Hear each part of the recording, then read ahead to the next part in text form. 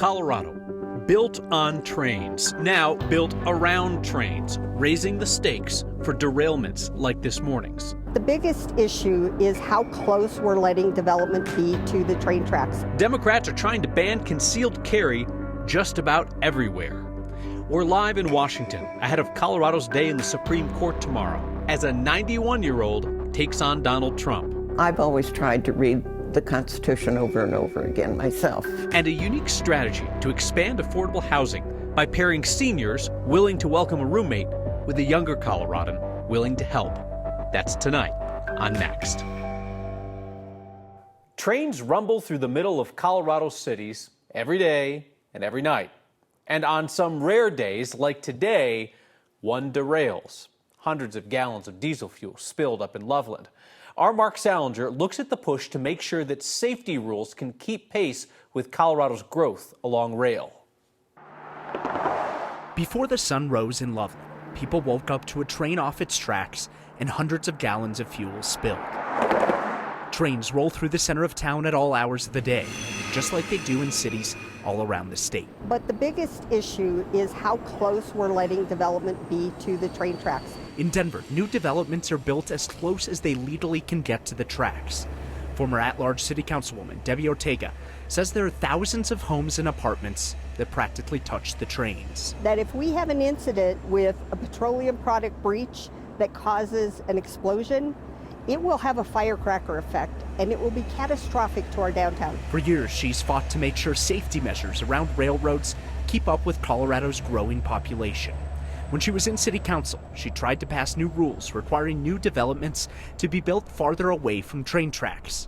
That failed. And what we were looking at was 100 feet, which is about the distance of a train car, so that if you had a derailment, you're at least providing some safeguards. In June of last year, a train derailed near the Suncor refinery. In 2022, a train derailed into the South Platte River. Across the state, there are concerns about new proposed rail projects, like the Uinta Basin Railway through Glenwood Canyon, that opponents say could impact millions of people's drinking water if a derailment were to happen. I think at a local level, we need to be talking about zoning codes. At a state level, we need to be talking about empowering and protecting workers. Ian Tafoy is the state director with Green Latinos. While the future of the Uinta Railway is uncertain, he says the impact of other rail lines running through urban areas could still be harmful. When it comes to trains, we're talking about derailments, impacts to water, air quality, vibrations, air pollution. It's all on the table when it comes to trains. A small derailment in one town today that continues a conversation about safety and growth around the state. There's so much more that we could and should be doing. Last year, the city and county of Denver released a report on railroad safety in the city. In part, it said that a hazmat incident involving trains in the city is, quote, highly likely. One of the easiest suggestions given was to develop evacuation plans, Kyle.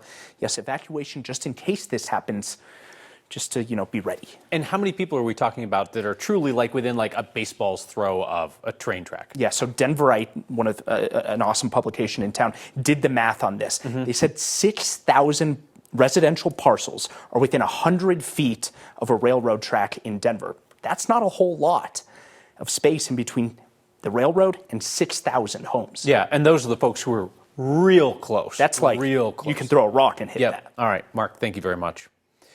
Colorado Democrats want to ban concealed carry in most public places. They just introduced one of their most sweeping gun control bills yet.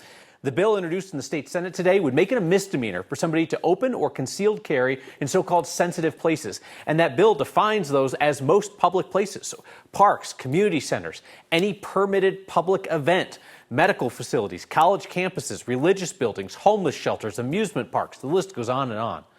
There are some exceptions, like for on-duty law enforcement or security officers, and local governments could override the gun control rules on their government property. Several gun control bills passed by Democrats last year are still being held up by court challenges from gun rights groups.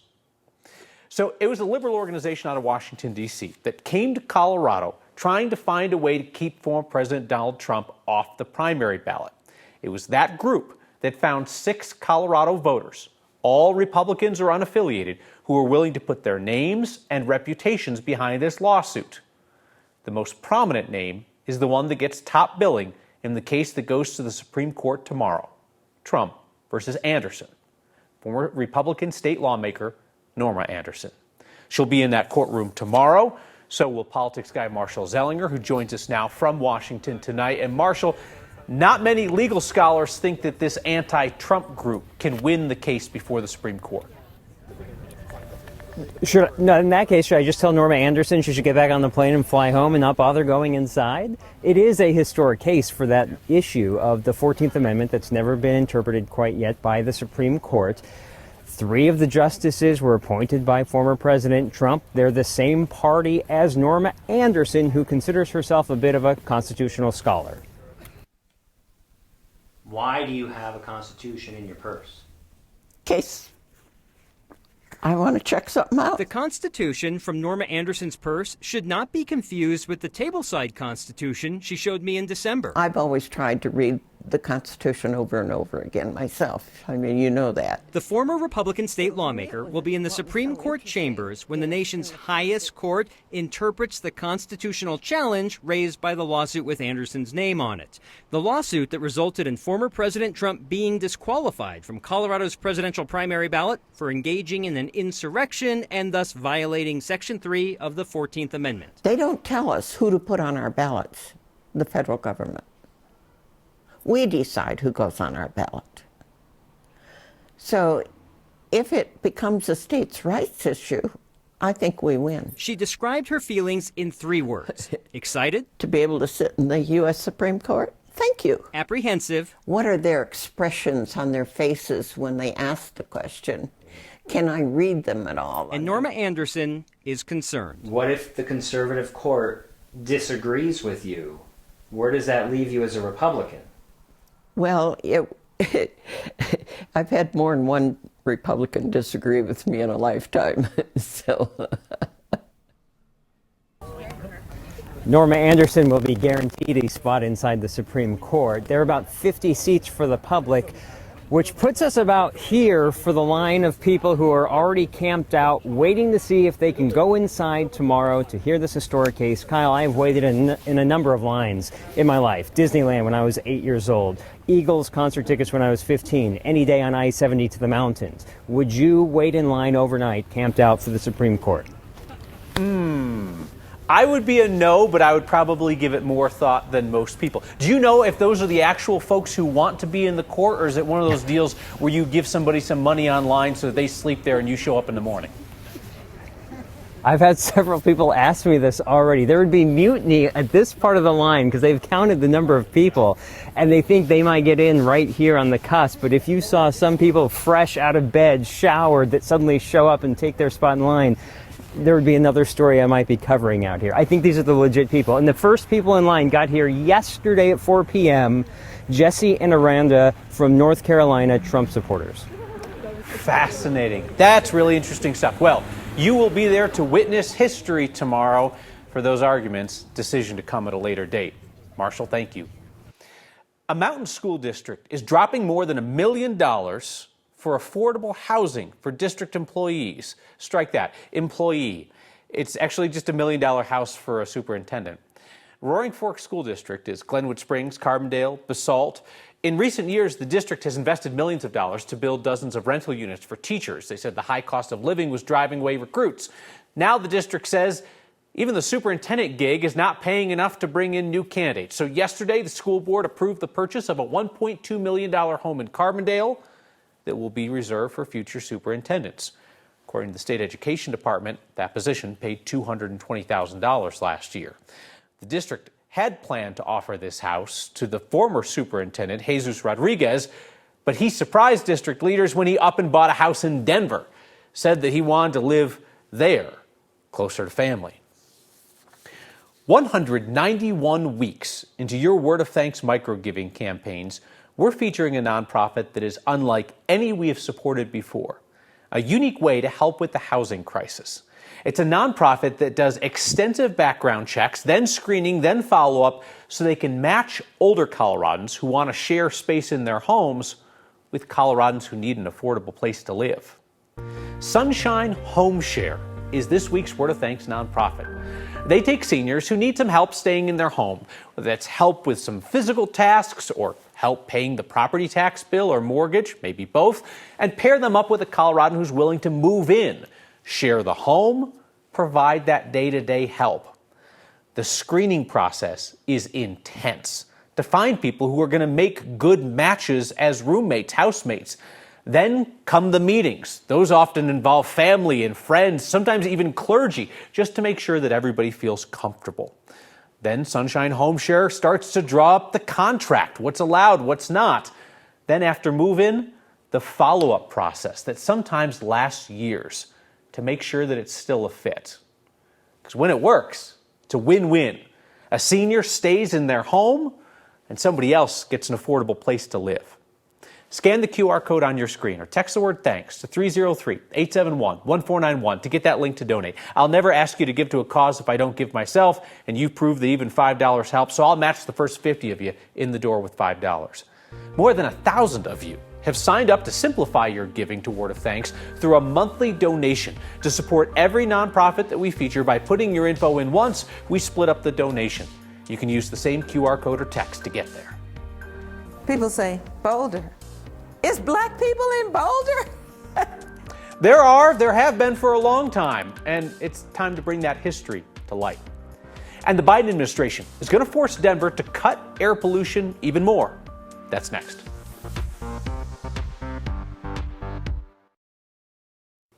Colorado has fallen short of national air quality standards for the past 15 years, and now it looks like Denver will be in violation of new federal air pollution limits announced today. The Environmental Protection Agency is setting tougher rules for soot pollution, which targets fine particulates released from the air from power plants, vehicles, industrial sites, wildfires. EPA says the new rule would mostly benefit children, older adults, people with respiratory issues. We were in compliance with the old rules, but again, likely to be above the threshold for the new ones in Boulder, Rio Blanco, and Weld counties, cutting it close. States do not have to comply with these new rules right away. They've got 18 months to come up with a plan to cut pollution in affected areas. Potential for snow on the way this weekend. Kathy's here with a look ahead. Yeah, that's right, Kyle. Today it was just isolated rain showers, really not very impactful for travel or the drive home tonight. I-25 looking good. In the high country, the snow starting to pick up. The worst of the weather is east of the tunnel, where temperatures were a whole lot colder than our 56 today. We're down to 44 in Denver now, but still relatively pleasant for this time of year and this time of day. Winter storm warnings are out in the high country for heavy snow through Thursday, and the wind now becoming part of our forecast as it's ramping up ahead of not one but two areas of low pressure. High wind warning goes out for the Front Range foothills tomorrow. Could see gusts to 80 miles per hour. So high profile vehicles in and around some of those canyon areas and Highway 36 up into Boulder, just be ready for that.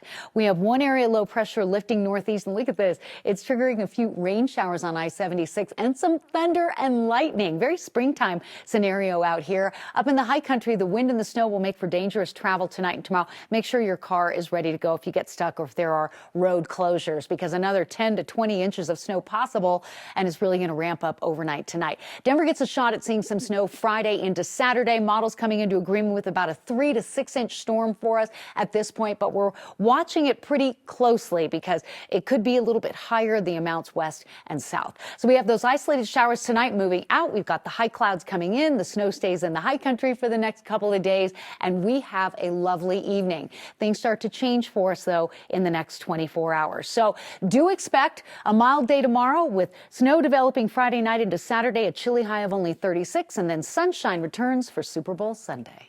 Kathy, thanks. JBS, Colorado's meatpacking giant, is now settling a lawsuit that accuses that company of working with other large meat packers to fix wages. Our partners at the Denver Business Journal were first to report that JBS has reached a settlement in Denver District Court. Details are private, but JBS is one of 15 beef and pork processors accused of working together to hold down worker wages since the year 2000.